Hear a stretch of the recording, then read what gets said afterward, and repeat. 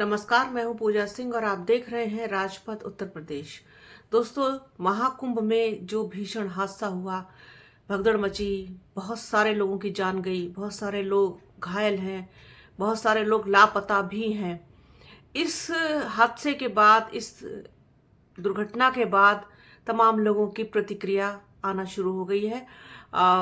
सभी लोगों ने अपने अपने ढंग से, अपने अपने तरीके से सरकार की आलोचना भी की है और साथ ही साथ सरकार को नसीहत भी दी है, सरकार को सुझाव भी दिया है कि उन्हें अब क्या करना चाहिए। बसपा सुप्रीमो मायावती ने भी एक्स पर लिखा, अखिलेश यादव की प्रतिक्रिया आ गई, राहुल गांधी की प्रतिक्रिया आ गई, सभी लोगों की आ गई। ऐसे में भीम आर्मी चीफ चंद्रशेखर आजाद ने भी तीखी प्रतिक्रिया दी है सरकार के खिलाफ। उन्होंने पूरे मामले पर सरकार के धागे खोल के रख दिए, सरकार को बुरी तरीके से घेरा, निशाना साधा, तमाम व्यवस्था पर उन्होंने प्रश्न चिन्ह उठा दिया है। अब योगी सरकार पर ऐसे में सवाल उठने तो लाजमी है। इतनी बड़ी घटना हो गई और इतना जो इंतजाम करने के दावे किए जा रहे थे योगी सरकार की तरफ से, लगातार उसकी पोल खुल गई, उसकी कलई खुल गई। चंद्रशेखर आजाद ने इसी बात को कहा है अपने एक बयान में मीडिया से बात करते समय कि जिस तरीके से सरकार लोगों को कुंभ में बुला रही है और बुला रही थी, महिमा मंडन कर रही थी, अपनी ब्रांडिंग, अपनी मार्केटिंग खुद कर रही थी और तमाम भरोसे दिलाए जा रहे थे लोगों को और ये कहा जा रहा था कि आइए संगम में आइए, डुबकी लगाइए और अपने पाप धोइए। इस तरीके की तमाम बातें सरकार ने लोगों से कही, लोगों से वादे किए, लेकिन उस कसौटी पर सरकार खरी नहीं उतर पाई। उनके इंतजाम बेहद खराब थे, उनका प्रबंध तंत्र पूरी तरीके से फेल हो गया। साथ ही साथ ये सरकार के कुशासन का एक नमूना है। इस तरीके से सरकार पर निशाना साधा Bhim army chief, Azad Samaj party के मुखिया चंद्रशेखर आजाद ने। साथ ही साथ उन्होंने ये भी कहा कि जब श्रद्धालुओं की सुरक्षा की व्यवस्था नहीं कर पा रही थी सरकार, तो फिर इस तरीके से कुंभ में लोगों को बुलाने का क्या मतलब था। और जिस तरीके से लोग वहां पर उमड़े, भीड़ उमड़ी और इस बात का अंदाजा खूब था सरकार को कि इतनी बड़ी संख्या में श्रद्धालु यहाँ पर आ सकते हैं, आएंगे। जिस तरीके से कुंभ जब शुरू हुआ तभी से लगातार श्रद्धालुओं का एक कहना चाहिए रेला पूरा लग गया कुंभ की तरफ जाने के लिए। प्रयागराज पूरा पैक हो गया और मौनी अमावस्या आते आते तो समझ लीजिए कि भयंकर भीड़ वहां पर पहुंच चुकी थी। 10 करोड़ श्रद्धालु वहां पहुंच चुके थे।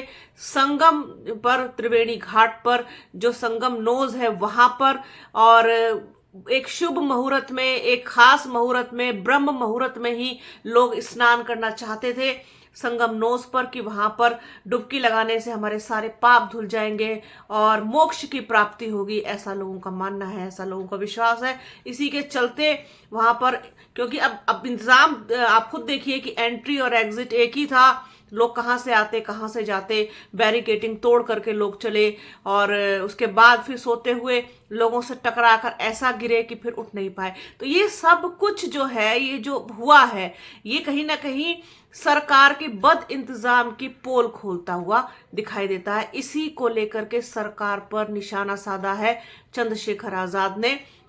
साथ ही साथ उन्होंने ये भी कहा कि जो एयरलाइंस हैं वो कॉरपोरेट के साथ मिल करके यात्रियों की जेब भी काट रही है। कितने महंगे हवाई टिकट कर दिए हैं। जो टिकट 8-9 हजार रुपए में मिलता था अब वो 40 से 50 हजार रुपए में मिल रहा है। इस पर भी सरकार को ध्यान देना चाहिए। साथ ही साथ जो सरकार के इंतजाम है उस पर बेहद खफा और बेहद नाराज दिखाई दिए। उन्होंने कहा जो घायल हैं उनको ठीक से इलाज नहीं मिल पा रहा है, बेड नहीं है हॉस्पिटल में, ऑक्सीजन नहीं है हॉस्पिटल में और उनका सही से ट्रीटमेंट उनको नहीं मिल पा रहा। मतलब कुल मिलाकर के चाहे वो आपके इंतजाम हो, चाहे फिर घायलों को लेकर के इंतजाम हो, या फिर जो लोग लापता हैं उनको लेकर के जो इंतजाम हो, वो कहीं से कहीं तक भी संतोषजनक नहीं है। जबकि सरकार लगातार इस बात का दावा कर रही है कि वहां पर अब सब कुछ ठीक है, सब कुछ नियंत्रण में है। वो अलग बात है कि सब कुछ ठीक है, सब कुछ नियंत्रण में, सब कुछ नियंत्रण में तो होगा ही, एक समय गुजर गुजर जाने के बाद तो सब कुछ नियंत्रण में होगा, लेकिन जो हो चुका, जो बीत चुका, जो नुकसान हो गया, उसकी भरपाई कैसे होगी? जो घायल है उनके इलाज कैसे होंगे? जो लोग लापता है वो कैसे मिलेंगे? परिजनों का रो रो करके बुरा हाल है। कोई अपने पति को ढूंढ रहा है, कोई पिता को ढूंढ रहा है, कोई माँ को ढूंढ रहा है, कोई बेटे को ढूंढ रहा है, किसी का पता नहीं चल पा रहा है, कितने लोग लापता हैं। तो इस तरीके से ये जो सरकार के इंतजाम है, ये इतने मास लेवल पर आपने भीड़ इकट्ठा तो कर ली, लेकिन उसको संभालना आपके बस से बाहर हो गया।